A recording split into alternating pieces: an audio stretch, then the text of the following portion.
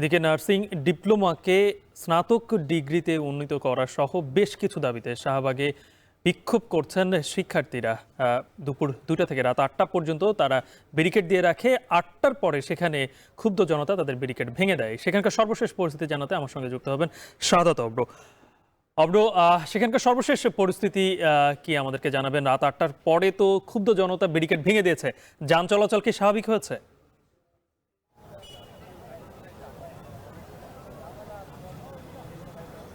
গালিব, এই মুহূর্তে যান চলাচল পুরোপুরি স্বাভাবিক। আর যারা এখানে আন্দোলনকারী ছিল তারা কিন্তু এই মুহূর্তে চলে গিয়েছে ঠিক শহীদ মিনারের সামনে। সেখানে কিন্তু হচ্ছে তাদের যেই পূর্ব ঘোষিত সমাবেশ সেটি হওয়ার কথা থাকলেও তারা দুপুর 1টা পর্যন্ত সেখানে অবস্থান করে, সকাল 10টা থেকে।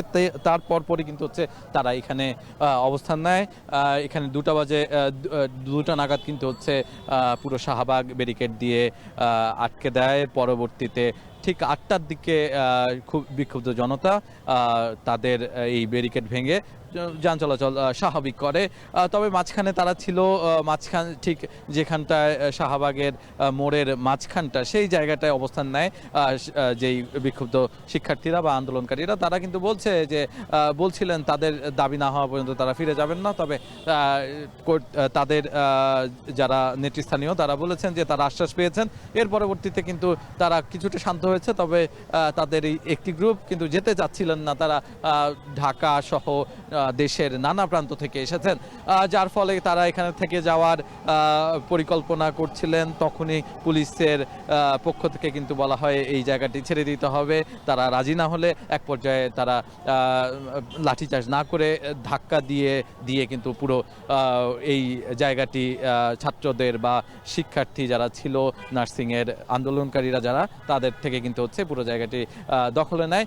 এখনও কিন্তু পুলিশের অবস্থান আপনি নিশ্চয়ই লক্ষ্য করছেন। তবে এই মুহূর্তে যারা আন্দোলনকারী ছিল তারা কিন্তু চলে গিয়েছে। আর গালিব, এই মুহূর্তে পুরোপুরি যান চলাচল বলা চলে স্বাভাবিক।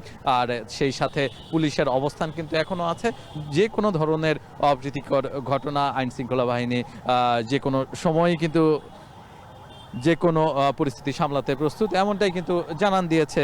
এর পাশাপাশি তারা কিন্তু বলছে যে এ ধরনের আন্দোলনের ক্ষেত্রে পূর্ব ঘোষিত হতে হবে এবং অনুমতি নিতে হবে, সেছাড়া কিন্তু হচ্ছে কোনো ধরনের আন্দোলন করা যাবে না। এটি কিন্তু তাদেরকে জানান দেওয়া হয়েছে। এছাড়াও সচিবালয় খুললে তাদের এই সমস্যার সমাধানের কিন্তু আশ্বাস তারা পেয়েছেন। এই ছিল আমার কাছে শাহবাগ থেকে সর্বশেষ।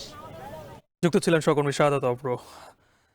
নার্সিং ডিপ্লোমার শিক্ষার্থীরা এই মুহূর্তে শাহবাগ ছেড়ে অবস্থান করছেন শহীদ মিনারের সামনে, সে খবরই জানাচ্ছিলেন সহকর্মী।